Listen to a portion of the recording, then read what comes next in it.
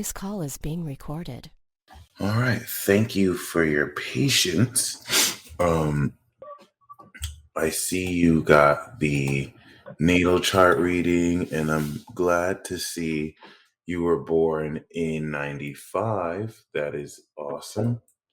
I generally enjoy interpreting charts for the 95 generation. It looks like you were born right before that shift. So in 95. Yeah.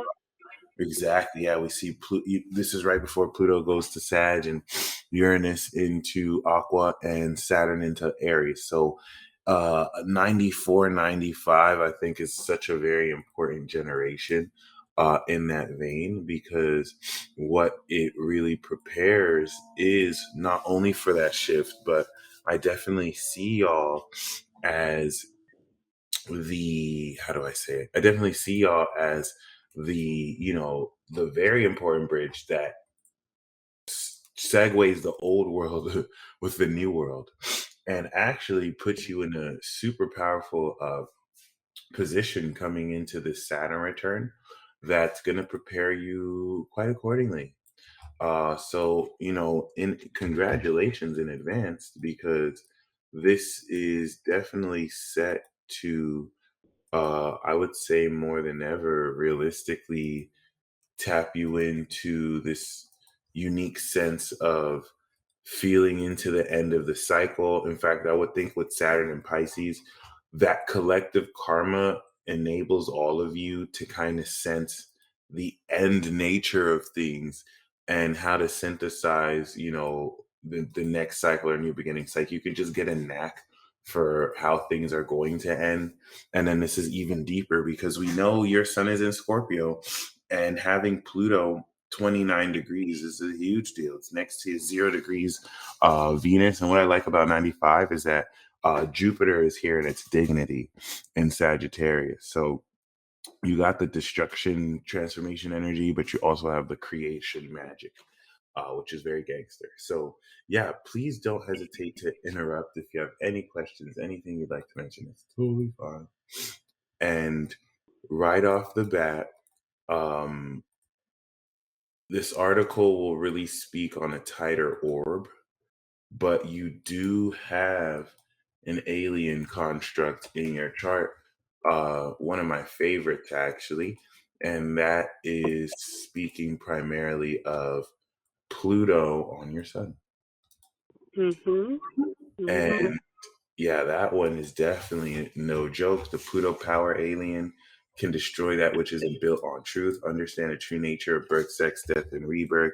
Our birth, sex, and power, generate energy and power, levitate, perform psychic surgery, see beneath solid surfaces, perform exorcisms, clear and destroy negativity.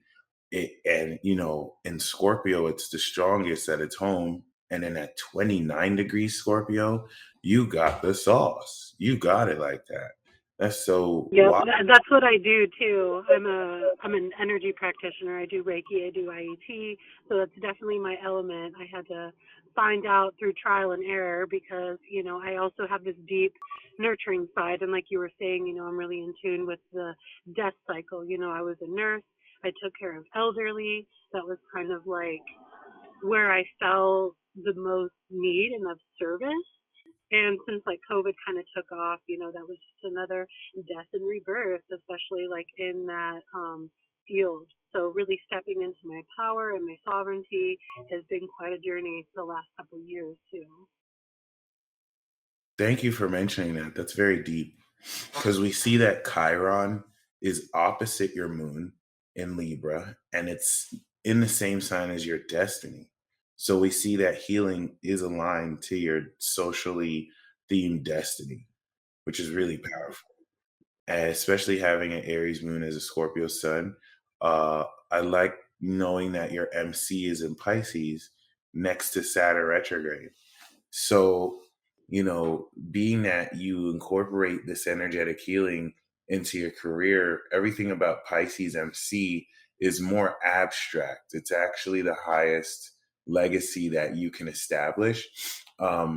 Especially in the ninth, you're someone who's here to teach about the divine, whether directly or indirectly. You teach metaphysics, you teach about the metaphysical. And even if you are atheist, the way people would learn from you, you would stimulate their imagination. It's just with Saturn here, you're now expressly an authority figure. As you come into your Saturn return, you're coming to the authority to teach what you have established. So it's like being a dean of a college. Yeah, you have the ninth house aspect, but now you have so much authority over what you're teaching. This is definitely going to enable you to come into high positions of authority and power as your Saturn returns, which is something great to look forward to. And also speaks to the power and magic authority that comes into the power of belief, because that's something really amazing about ninth house Pisces. With Saturn here, you could literally warp reality with your belief, just Yep, by. believing is seeing, not seeing is believing, for sure. Yes, no, you said not seeing is believing. I really love that you said that, because you're someone who's here to teach the world that their beliefs create their reality, but not in that cliche law of attraction way. Like you'll literally be able to break it down, and like, even if you didn't break it down, like really show people, really live it. Mhm. And that's Mhm. just so amazing, you know? Saturn in Pisces is a karmic authority generationally to warp reality. So it's the most supreme Saturn here. It's existential authority and manipulation that's beyond just the universe. And the reason why this generation has it is y'all pass the torch to Saturn and Aries and Pluto Sag, who create the new world relative to this brand new karmic cycle. I like to see y'all as like, after everything has been destroyed, y'all clear up the debris and you're like, all Mhm. right, next gen, here you go. It's like Mhm. you have the final say, which is amazing, because compared to everyone in that generation, you are like the queen destroyer, like you are the water goddess here. And or even though you have the fire moon, the Cancer rising means that your whole chart is ruled by the moon. Some people don't acknowledge that as a ruler, but for a chart. But it's interesting because you got the water and Pisces, and then the fifth house Scorpio is this extreme level of creativity that goes into how powerfully you feel it or are aware of these psychological and pure energies, and how well you Mhm. can psychoanalyze um the inner children and the hearts of those you're with. It's like you can crack people's hearts open, especially through the Reiki or through the healing you do. Mhm. And I love fixed signs that say they're in a Reiki, because fixed signs are actual, kings and queens of energy. So it really goes a long way towards establishing how realistically you personally tap into all this energy. And this is where, at this extreme level of Scorpio, we see exorcisms. And could you speak to your experience of being able to deal with this darker part of people? Oh yeah, absolutely. I do classes with my Reiki master. It's kind of like a defense against the dark arts thing, and that's kind of what opened me up to tuning into those energies a little bit more, and even dabbling in like my own psychedelic experiences when I was younger. Really cracked me open to being able to see the dead, seeing malefic forces, and kind of seeing them not just as like this evil thing, but something that is just non-beneficial, is this place in a different timeline, and just kind of sending them back to where they need to be. So yeah, I definitely dabble in that. Attachments, I see, I see a lot of attachments, like I see spirit. So that's definitely confirmation for me, for sure. Mm. Oh, and you said you see spirits. Yes. Oh, that's deep. Because like I also learned that the Pisces ninth house does enable one to like see the unseen in a certain level. So Mhm. that's very deep. And how would you say, um, because now there's that karma to kind of show, aha, okay, so, w- you know, another major facet that I thought was very amazing is with the 29-degree energy, it's like you're in a position like never before to, this makes you a mastermind. And it's something that I haven't necessarily spoken too much on. I want to definitely make a special video about that. But for example, I have my Mercury 29 degrees in Mhm. Taurus. Mhm. And so that definitely, okay, yeah, that definitely puts one in a position to not only have and be a mastermind, but to literally harness the completion of how in Libra, how powerfully your mind processes and how Mhm. much more able you are in essence to harness all this energy through Scorpio. So it really speaks to you not only having a powerful social mind, because once again, mine is in Taurus, but to see yours is in Libra, goes from individual to social. And in the fourth house, gives you a very keen, intuitive understanding of who you're talking to and how Mhm. they really express themselves behind closed doors, or who they are within their character. It's like you can speak to an aspect of their heart, but it gives you a more psychic understanding of how to logically assess these social interactions. And what I like about Libra is that the Libra energy, you don't just talk at someone; it's like you're talking directly to them. And Chiron Mhm. really, and then that's what I love about the Moon in Aries, because with the Aries and Libra, the Moon in Aries makes you so receptive to the highest potential of someone's identity. So Moon in a cardinal sign, of course, gives you insight into receptivity of someone's character, right? But it's like in Aries, you get to feel into who their identity is based on the actions they take, and you'll just get an intuitive understanding of how to make sense of Yeah. that, too, which is still, very revealing and also very powerful.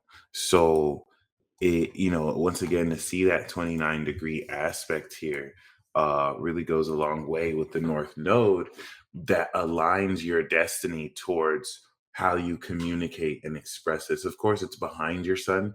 So this will kind of bring into awareness that which might be out of your awareness, but also put you in a position to realistically, tap into how intelligent. This also makes you super intelligent too, having this mastermind. Yeah, I'm Because kind of a jack of all trades girl, like I've always been really drawn to science. Like I went into nursing, like biochemistry, and then my mind as I got older just kind of went into more of like the quantum realms and actually dealing with things that are unseen.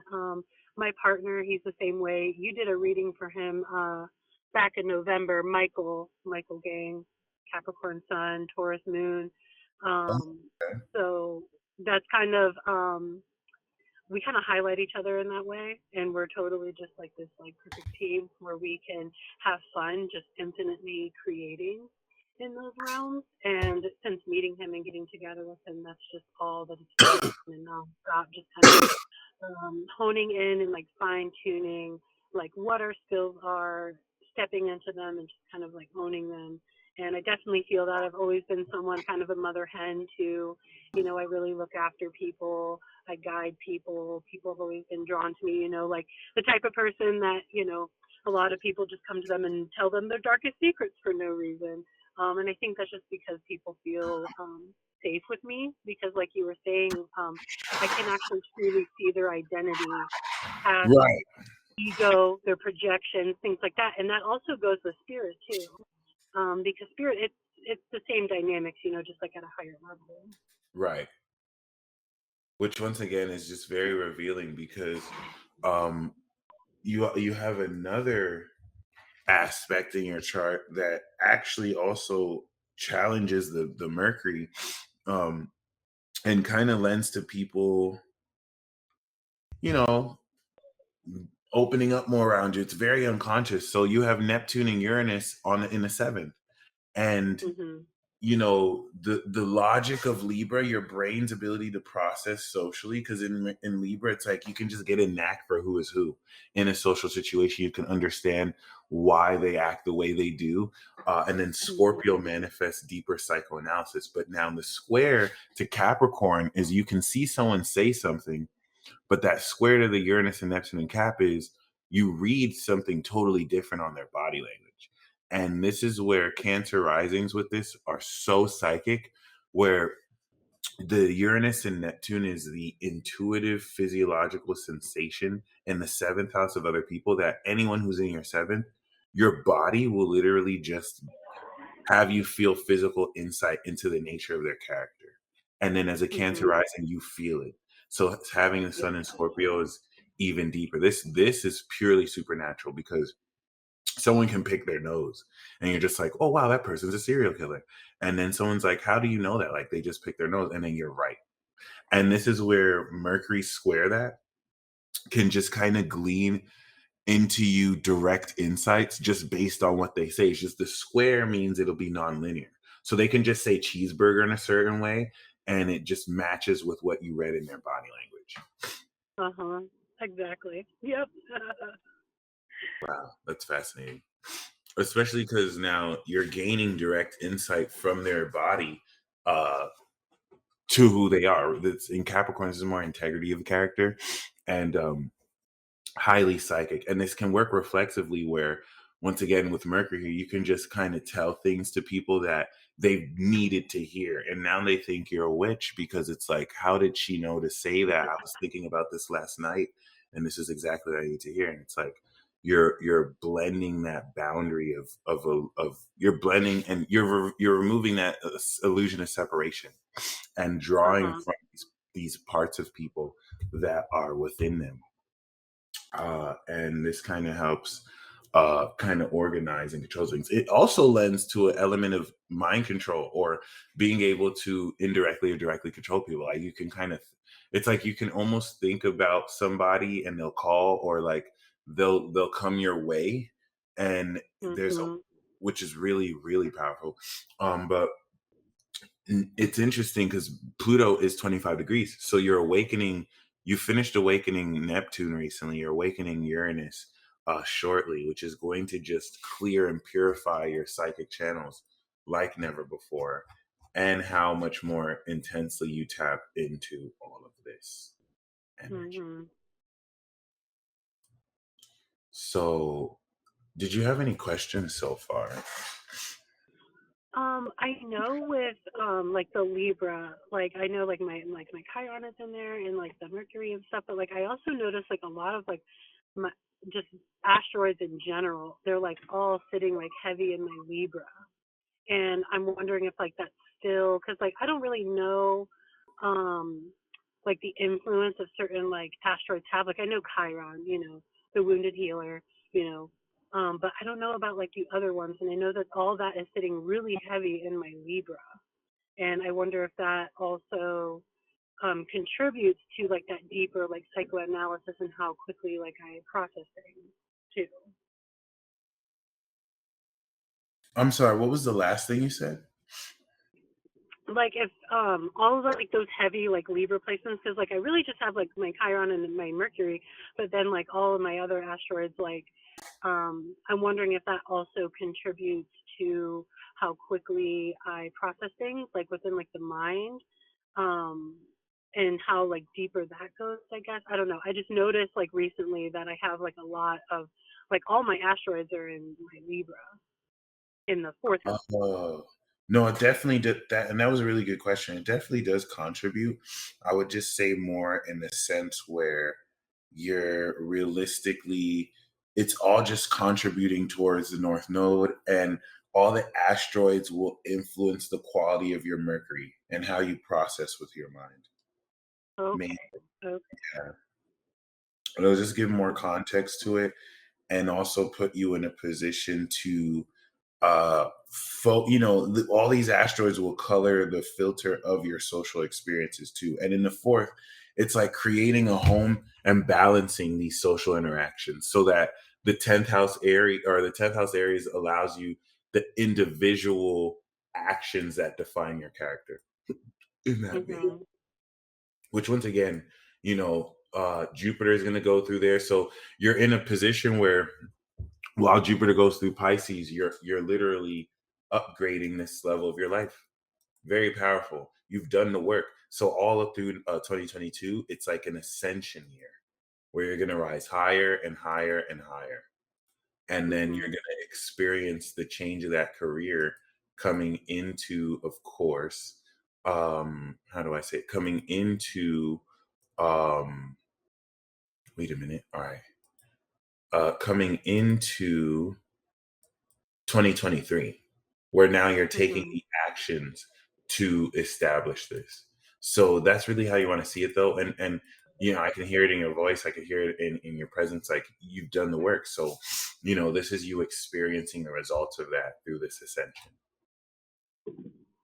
Awesome. Yeah, I mean, I have really big dreams, especially with like the home life, just kind of like mediating between all of it, like I'm really passionate about homesteading, like I was told, use your gifts to like be in society and like do this and that, contribute. But, I see it as just they're all fucking lies, really.